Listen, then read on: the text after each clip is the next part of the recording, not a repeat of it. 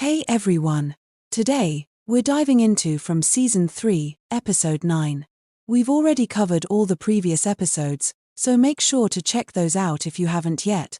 The episode opens with Ellis and his father, Boyd, searching for Fatima in the woods. She has mysteriously disappeared, and they're desperately trying to find her. But suddenly, Boyd starts experiencing intense pain in his hands and legs, making it difficult for him to walk. Ellis rushes to support him as they continue their search. Meanwhile, Fatima is still trapped inside the bunker. Elzin arrives, and Fatima pleads with him to let her go, but he refuses, insisting that he locked her in for her own safety. Fatima, desperate, tells him, "The thing you saw, I can see it too. And it's lying to you. Don't listen to it, just let me go." But Elzin refuses, insisting, "For your safety and your baby's, you need to stay here." He then tells her that the baby is very hungry, and she needs to eat something. What happens next is shocking. Elzin collects his own blood in a bottle and gives it to Fatima. She has no choice but to drink it. At first, she refuses, disgusted by the thought, but eventually, she gives in. As she takes each sip, a strange sense of peace washes over her. Meanwhile, Tabitha is with Victor, pressing him for answers. She demands to know the truth, what he's been hiding from them all along. But Victor, hesitant, saying he can't share everything and that he needs to leave, Tabitha grabs Victor's hand, and in that instant, something clicks in her mind, a sudden realization. Sarah notices Tabitha's reaction, and immediately asks, "What did you just see?" But Tabitha keeps silent, refusing to say anything. Just then, Kenny arrives with urgent news. Julie has just been brought in, and is now at the hospital. Tabitha leaves immediately. At the hospital, Christy is treating Julie, reassuring her that she's completely fine. Muriel asks Julie, "What happened to you?" Julie hesitates for a moment before replying, "It was just a bad dream, nothing important." Christy tells her to rest and then leaves. Meanwhile, Jim sits beside his daughter, reassuring her that she can tell him anything. Julie explains that she went out with Randall. Just then, Tabitha arrives to see her daughter. Elsewhere, Randall stands alone, visibly unsettled. He suddenly began to hear the buzzing of bees, even though there are none around. Confused and distressed, he starts to feel like he's losing his mind. At that moment, Jim arrives, wanting to talk. However, Randall dismisses him, saying he's not in the mood. Jim, refusing to back down, presses Randall for answers, demanding to know where he took Julie. Randall, frustrated, responds that he was simply teaching her how to drive. He explains that while driving, they ended up in the forest. But soon, they returned. Jim listens, then silently walks away. Meanwhile, Ellis and Boyd arrive at the police station. As the evening approaches, Boyd reminds Ellis that he needs to go outside to ring the bell. But Ellis stops him, pointing out that Boyd can barely walk, and insisting that there's no need for him to go outside. Boyd urges Ellis to sit down, but Ellis looks uneasy. Boyd tries to reassure him, saying there's no need to worry about Fatima. He gives her a talisman stone, and wherever she is, she will be safe. As nightfall approaches, he explains that everything started the night he ventured into the forest with Sarah. He then makes a shocking revelation. On the night Chen died, he was there. Maybe Ellis didn't know that. The monsters forced him to watch Chen die. They wanted to break him. And now, they're trying to do it again. Ellis gets curious, and asks him how long he has been sick. Boyd hesitates, saying, "It has been quite a while." A sudden knock on the window startled them. A monster appears and starts taunting Boyd. Furious, Boyd grabs his gun and threatens to shoot them all. Ellis quickly steps in, trying to calm him down. Meanwhile, Donna is in the hall. Night has fallen, and everyone prepares to sleep. Sitting quietly, Donna lost herself in memory, thinking back to the day Fatima first arrived. Jim is seen with his wife, Tabitha. He is trying to settle their argument, wanting to prevent any future conflicts. During their conversation, He expresses his concern that Julie is hiding something. She nods in agreement. Meanwhile, Sarah is busy repairing broken items when, suddenly, a sharp pain shoots through her head. Strange, deafening noises flood her mind. Overwhelmed, she collapses onto the floor.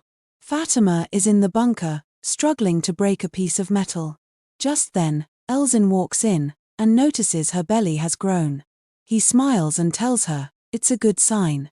She has been eating well, and soon, the results will show. He suggests she change into something more comfortable. He offers to help her up. As Elzin tries to help, Fatima grabs a metal piece and attacks him, attempting to escape. But Elzin blocks her and shuts the door again. By now, it's morning. Ellis is about to go looking for Fatima when Boyd stops him, saying, "You can't go alone. Let me tell the others so we can all help." Just then, Sarah arrives and says, "Last night, I heard voices in my head." Fatima was screaming, asking for help. It felt like someone took her, and she was terrified. Meanwhile, Victor is in his room, acting crazily, throwing things around. Acosta and Kenny try to calm him down, but he refuses to listen. Suddenly, Victor grabs an axe. Everyone begs him to drop it. But he doesn't listen, and runs into the forest with it. Meanwhile, Jim's family arrives at Chen's restaurant. A girl reopens the restaurant. She meets Jim and says, "Your son Ethan helped me a lot." And Kenny was always upset. He didn't want to see his mom's restaurant closed. "So I reopened the restaurant, and people started coming back." Meanwhile, Donna, already upset, meets Boyd. She tells him that Fatima always inspired others. Boyd responds that Fatima is missing, and they need to find her. He instructs Donna not to reveal the truth about Fatima to anyone. Donna agrees, and Boyd steps outside, ringing a bell to call everyone. Jim joins the gathering. Boyd then announces that Fatima is missing, and they must work together to find her. This time, he insisted, they must not fear the demons, they are stronger and unafraid. The townspeople form teams of two.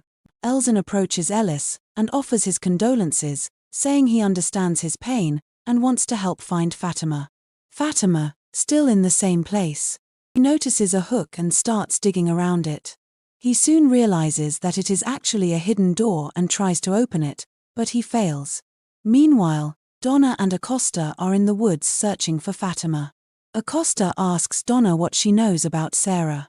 How is she connected to this place, and could she be Tilly's killer?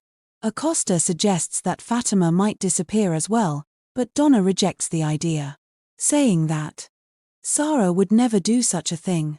Acosta questions how Donna can be so sure, but Donna tells her to stop arguing and help her find Fatima. Boyd and Kenny continue searching for Fatima. Boyd tells Kenny he has something important to share. People are vanishing and dying, and he doesn't know how much time he has left.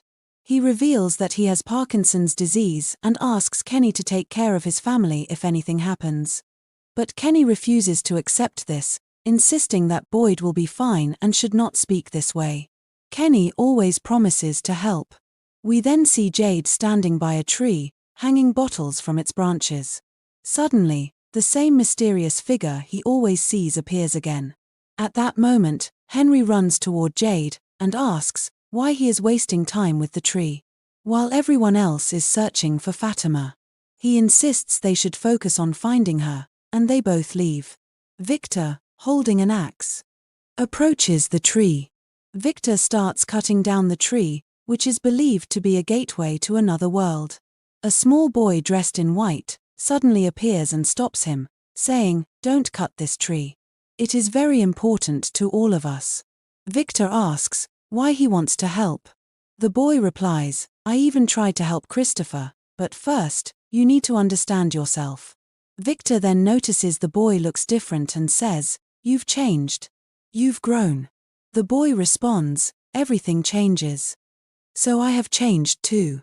Feeling lost, Victor pleads, "Please help me. I don't know what to do." The boy repeats, "Do not cut this tree."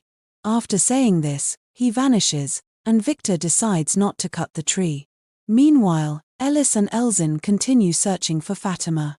Elzin reassures him, saying, "Don't be afraid, everything will be okay."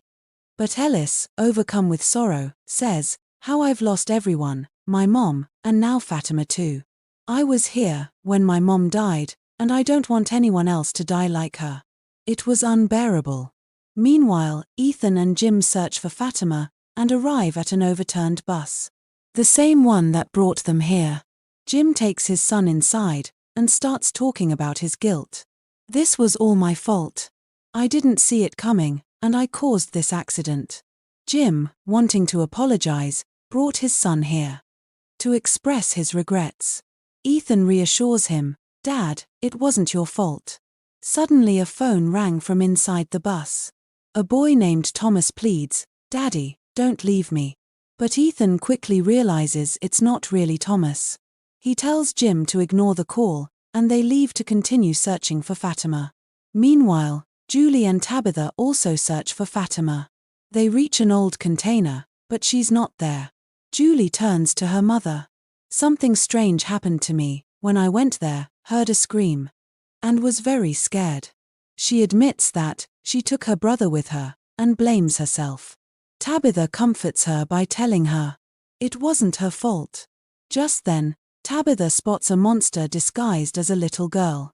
The monster gestures for Tabitha to come closer, and both Tabitha and Julie decide to follow it. Meanwhile, Jade and Henry search for Fatima in the forest. Henry continues to talk about his son, but Jade stops him and says that talking about his son won't change anything. Jade goes on to say that Victor has grown up in this place, like Tarzan in the jungle. He's adapted to it. He calls him a fool for trying to change his son. Frustrated, Jade leaves. Alice and Elzin are having a conversation. Elzin sympathizes with Alice for losing her mother, but Alice tells her to keep quiet. He strongly believes that everything happening in this place has a reason, possibly related to Fatima's disappearance. Fatima, still struggling to open the lid, suddenly sees a dark spirit in the form of a girl. Elzin sees it too. Fatima screams, but the spirit motions for her to stay calm. Meanwhile, Julie and Tabitha follow a monster to the place where Fatima is. Tabitha enters the bunker and finds Victor there. Victor reveals that this is the same place where they once hid, recalling how his mother, Miranda, abandoned him here. He breaks down in tears, and Tabitha comforts him. Suddenly, Tabitha experiences a vision. He sees Miranda leaving her children behind and running towards a tree, only to be killed by a monster before she can get there. The realization horrifies Tabitha. She becomes restless, and Julie tries to calm him down. The episode ends with a lingering question. Could Miranda be reincarnated as Tabitha, or is Tabitha actually Victor's sister? Share your thoughts in the comment.